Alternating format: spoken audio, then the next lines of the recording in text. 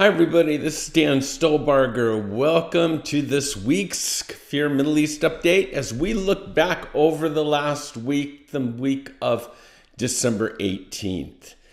I'm going to apologize right now in case I go into a coughing spree.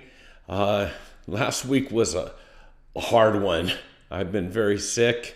Fortunately, I'm feeling a lot better at this point in time, and I think I can make it through this update. First of all, let me say Happy Hanukkah. Okay, I think we're only on day 2 of Hanukkah, but remember, for all of you that have been a part of KFIR over all these years, let's make sure we fight like a Maccabee, right? In these days and these dark times, may we have that same fighting spirit as the Maccabees did against the Greeks. So, again, Festival of Lights. May the light of Jesus shine in this darkness, in this dark age like never before. Amen. Well, make sure you grab the PDF PowerPoint that accompanies this update. You can get that right on the YouTube page, or you can go to our website at holygroundexplorations.com. So the World Cup's over. Wow, what a match. That was truly incredible, and I am not a major soccer fan, but I was glued to the screen. With that in mind, Mahmoud Abbas has sent out his heartfelt thanks to Qatar for using the World Cup to push the Palestinian cause. Palestinian Authority President Doha said that it was an unprecedented show of support at the close of each soccer tournament that saw the Palestinian flag waved prominently on the world stage. Keep in mind, Benjamin Netanyahu has basically said, I'm not only going to announce my government this week, we're going to work very diligently to bring the Saudis into the Abrahamic Accords, and through the Saudis making peace with Israel, Bibi believes that's the right road to deal with the Palestinian issue. We're going to have to take a ticket on that to wait and see. The New York Times, hard to believe. As I mentioned, the Holocaust, Netanyahu's come out blasting the New York Times, accusing them of just blatant anti-Semitism. His quote, "In the past, you've buried the Holocaust on the back pages for years upon years, and now, remember, it's Hanukkah." The famous New York Times crossword puzzle on the day of Hanukkah published a puzzle that resembles a swastika. The rise of anti-Semitism is blatant and has taken place right before our very eyes. And then finally, the IDF, just in case the world would like to listen, hear, and see, the IDF Army has basically said that we've got satellite photos of rocket launchers from Gaza, and please note, they're all adjacent to Gaza schools. And then the IDF simply says schools are meant for children, not rockets. Well, that's probably depend who you ask, right? So let's take a look at our major articles this week. First one I call Blinken Blindness, what the people really want. Here's a poll that was sent out. The results of several public opinion polls, including the most recent one, demonstrates that Blinken and his team are either engaging in self-deception or they're simply blind. Most Palestinians, here's what they want. They want to kill Jews more than anything else. They desire the obliteration of Israel. This is not the first poll that shows that the majority of Palestinians actually oppose the two-state solution. That's because they're not clamoring for a Palestinian state alongside of Israel. They want the Palestinian state, period, instead of Israel. And again, it's hard not to note the rising popularity of Hamas. In so many words, the Palestinians are telling Blinken, our Secretary of State, by the way, and the entire Biden administration that they can keep dreaming about one day having a two-state fantasy solution. They can dream that as long as they wish, but Palestinians today prefer a, quote, armed struggle, and terrorism is the way they decide they want to deal in peace negotiations with Israel. Truth spoken here. The Iranian nuclear deal. Remember, Iran has come out, this is way back with Ahmadinejad, saying that Israel is a one-bomb nation. So this just released this week in Tehran. Iran said on Saturday that its uranium enrichment capacity has increased to record levels a day before the UN nuclear monitors are set to visit the country. Their quote is, currently the enrichment capacity of the country has reached more than twice the entire history of this industry. And then here's what's surfacing. Enrichment is 60% at this time purity.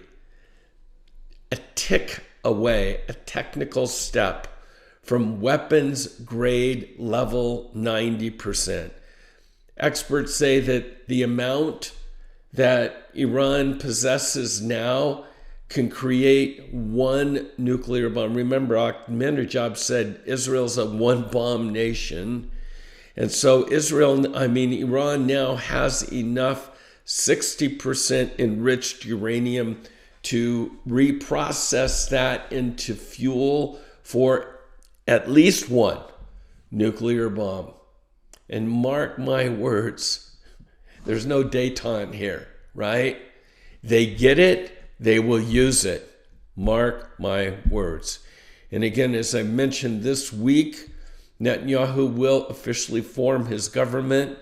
And I believe in the weeks to come, there will be a preemptive strike on the nuclear facilities in Iran.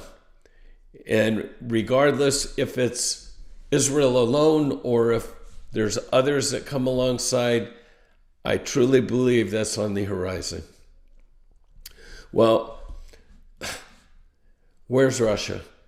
Russia is a hot mess, right? You've got Ukraine, you've got this whole situation, but Putin has now come out and he's made a pact with, are you ready? Drum roll, the Palestinians. Putin has, I guess, right when you thought it couldn't get any crazier in the Middle East, Russian President Vladimir Putin has offered direct military cooperation and assistance to the Palestinian Authority, offering military assistance to Palestinians in both Judea and Samaria. Why? One would ask, why would Russia pursue this path? Many think that it's because it's payback, because Israel's seeming to support the Ukrainians more and more. Others say, no, it is an issue with, it's a power play here. Russian energy is being threatened by Israeli energy. And that would be a nightmare for Putin if he lost leverage in this particular area. So his strategy is to put pressure on Israel so that they will be subservient to his global agenda. And thus he's willing to use the, quote, Palestinian objective. That's what's going on in the Middle East. I normally don't do this. We're coming to the end of the year. We're coming, obviously, to the Christmas season. I know it's dark, I know it's gloomy, but there's an article here that I'd like to share with you in closing. Just a reminder, we are going to Israel in February. We'd love to have you join us February 15th through the 24th. As I said before, here at Holy Ground, we believe that a trip to Israel can be life-changing. And this is not just meant for marketing purposes, but every trip that we now take to Israel, we approach as if it may be our last one. So if you've ever had a desire to walk that land, please consider this trip. You can find the information on our website, holygroundexplorations.com.